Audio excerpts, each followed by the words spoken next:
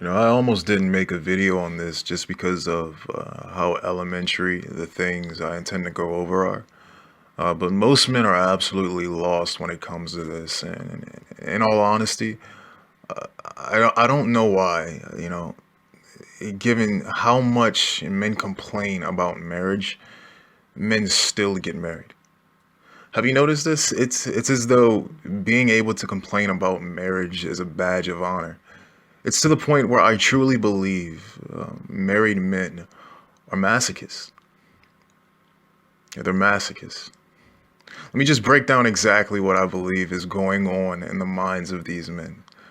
Okay, given their expressed values and the things they take pride in, let me explain what I believe is going on in their mind. It's as if marriage is seen as a fight, where the point is not to win, but to pride yourself in how much damage you can take. Like, there's the man in the department store who's waiting miserably, by the wall, holding all the bags and pretending to be interested in all the house ornaments that look like they should be, hanging above the fireplace in, Little House on the Prairie. Yeah, the ones that are like some rooster made out of construction paper, like brown Play-Doh and straw that smell like ginger and pine wood. you know, these guys are standing around waiting for their women to collect a bunch of miscellaneous items, miscellaneous bull that they don't need, spending their money that they earned slaving under the sink of some Mr. Rogers lookalike, having to kindly reject the countless offers of those stale Danish butter cookies, right? She's spending all of his money. While Dust in the Wind by Kansas plays over that Big Brother is watching you intercom, that stores always have. Like it's the beginning of some, like, I don't know, like some cheesy 90s horror movie. And you see the guy, and you can see the look of sheer desolation mixed with indifference. And so you say, what's up, right? Just being friendly, just being nice because you figure, your team plays tonight, right? And he replies with this endless array of pussy whipped comments. And then you realize why you never talk to people, while you're out. He starts going on about how his wife wears the pants in the relationship and how he doesn't even see his paycheck and it just goes straight to her. And in doing so, like, and in doing this, he's bragging like he has a smile on his face. That guy? That guy. You can envision him right now. He's like in the corner of Macy's. Like it's a badge of honor that he's still alive and kicking after getting ran through the ringer day in and day out. I laugh about this stuff, but it's truly pathetic. It truly is. And it really just speaks to how confused and desperate men are. And I believe it's because they hold women in too high of regard. They look for advice and approval of women. The approval of women is a metric, for determining their satisfaction.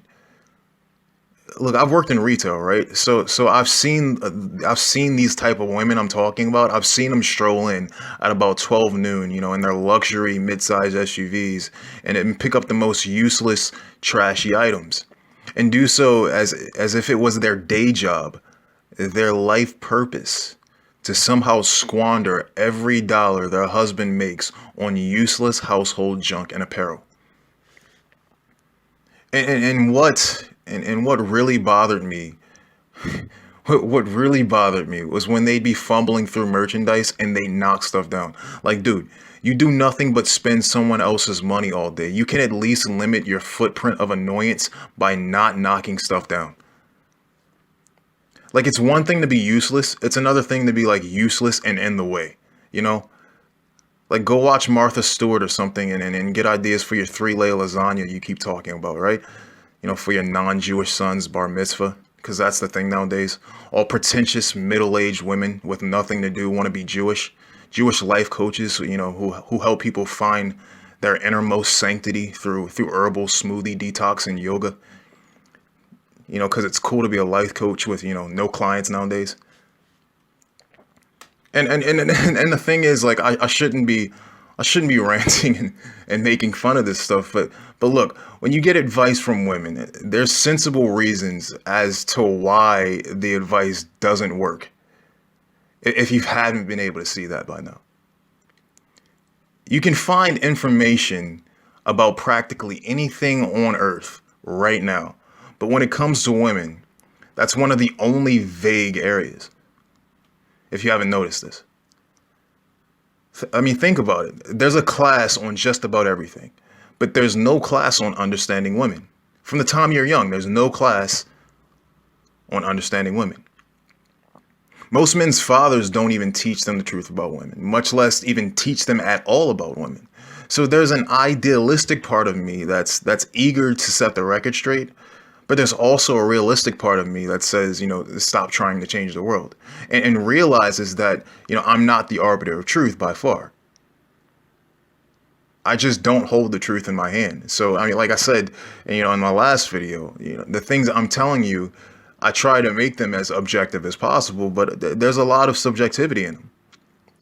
But with that being said, when people don't have direction, they tend to get it where it seems readily available.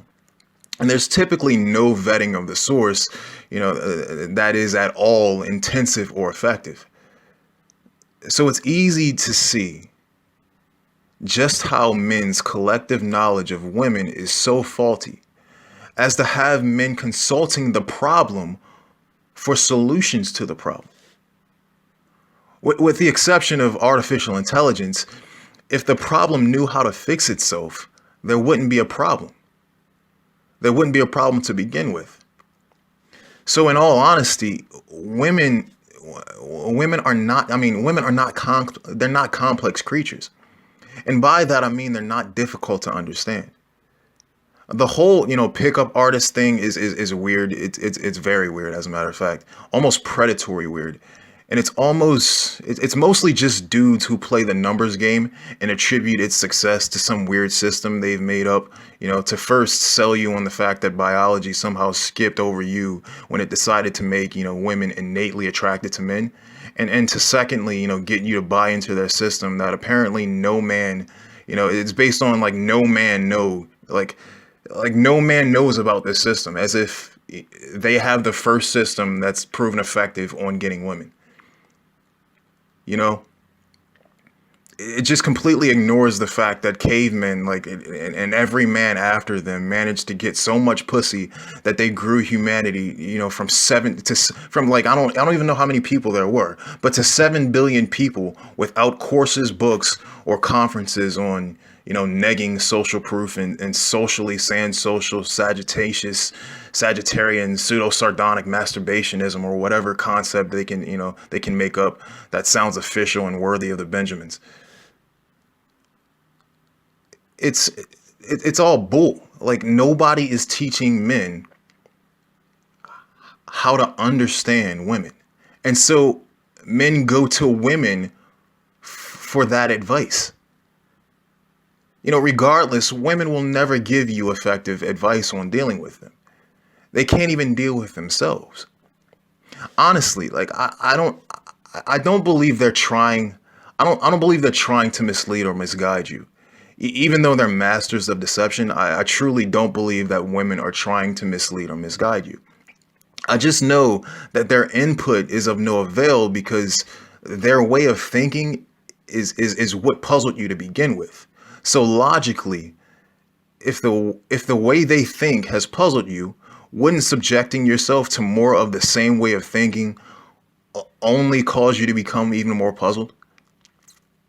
Shouldn't you seek understanding and advice from someone else who either knows or can better explain whatever it is that you need to know? None of the gods of all gods in the highest of high places can fathom why in 2017 men still regard women's advice as something credible and worth heeding.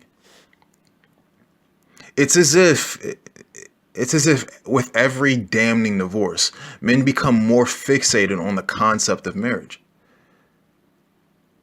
See, men don't realize that there are fundamental differences between men and women, that determine each sex's attraction to the opposite sex. Men don't realize that, and women don't realize that, ultimately. That means in terms of attraction, women can only give their perception of what they deem attractive in a man.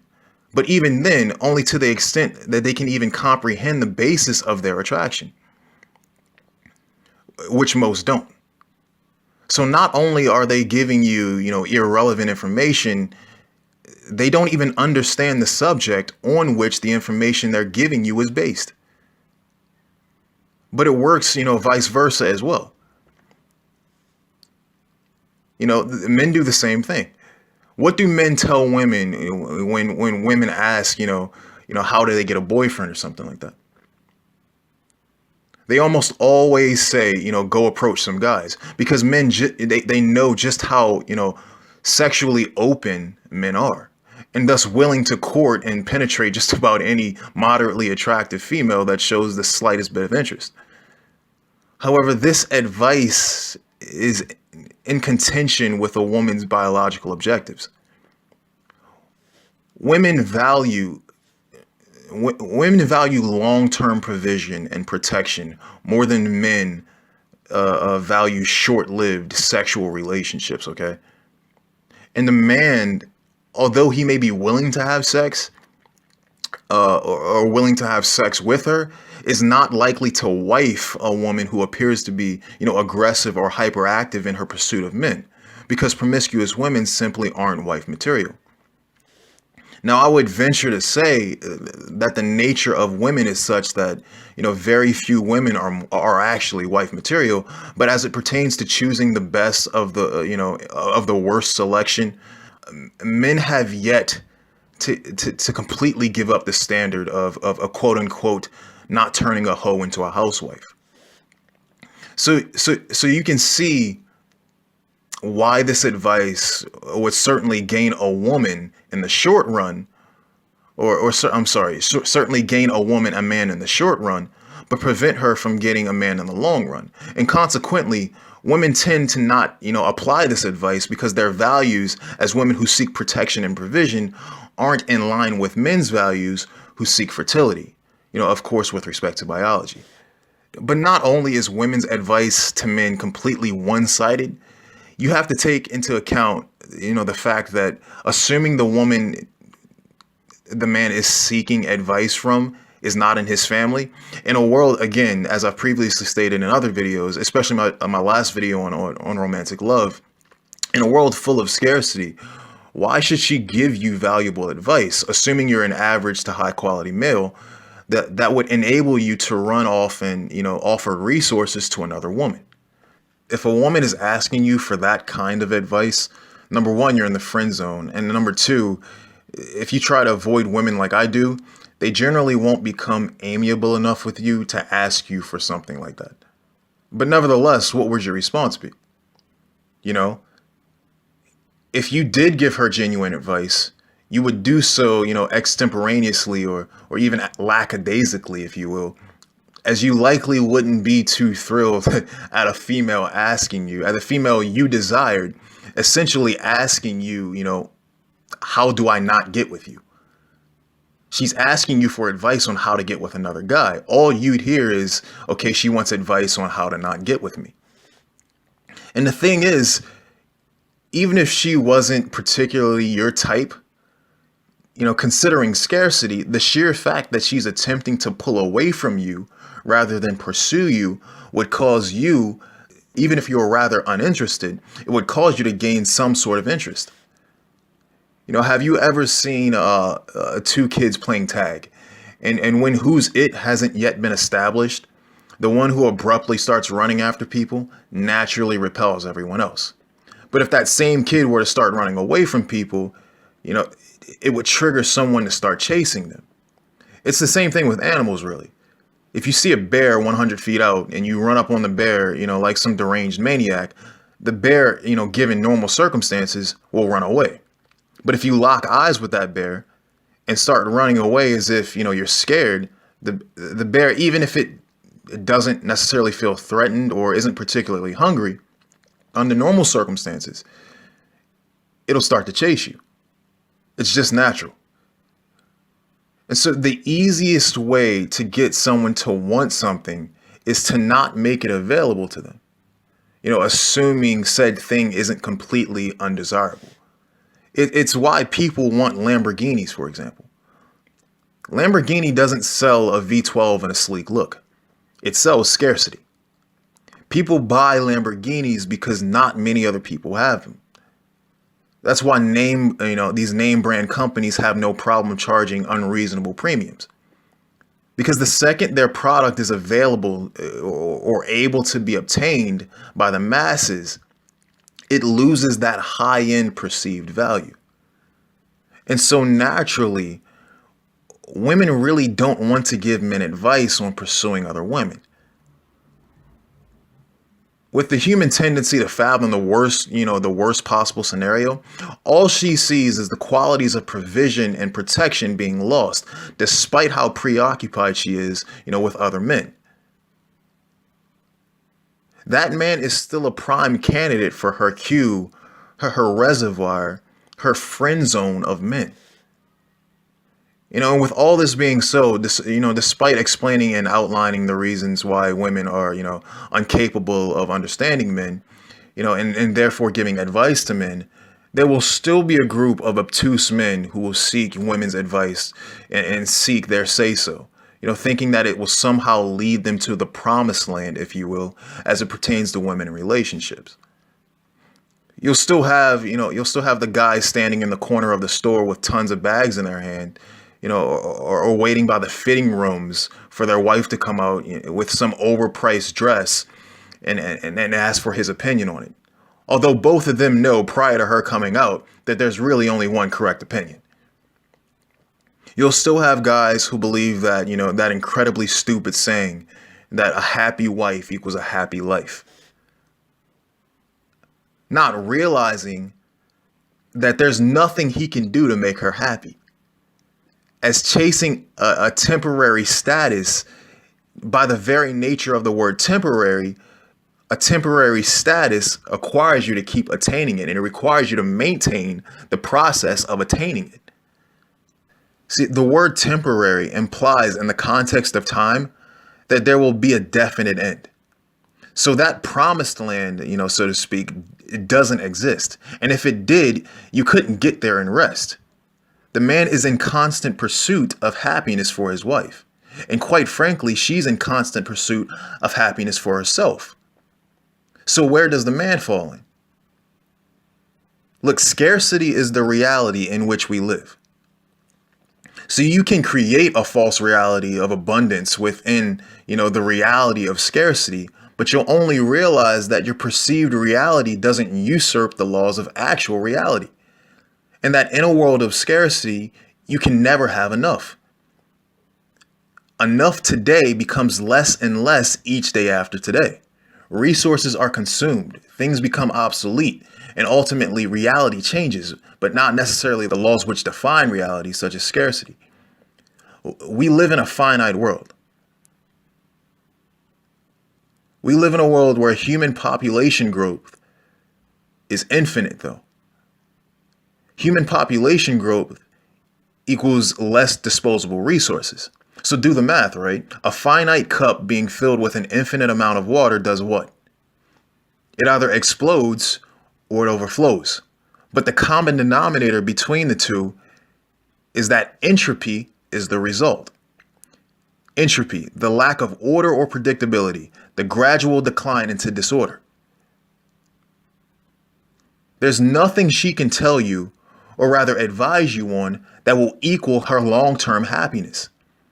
Practically everything she tells you will rob you of your present happiness, of your present joy.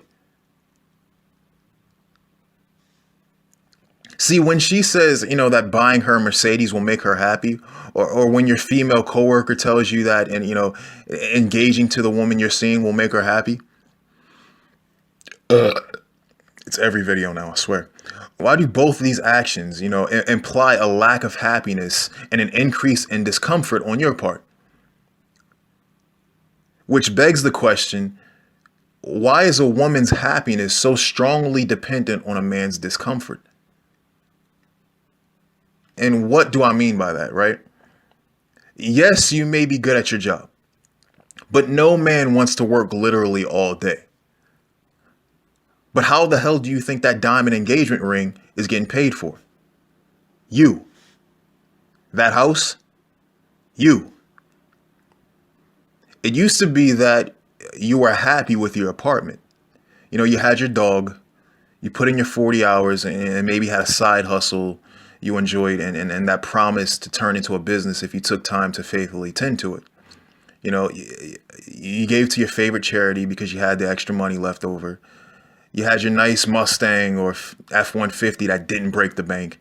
You had the flat screen TV with the sports package that you and your bros, popped a few cold ones over and chilled watching football and hockey on the weekends.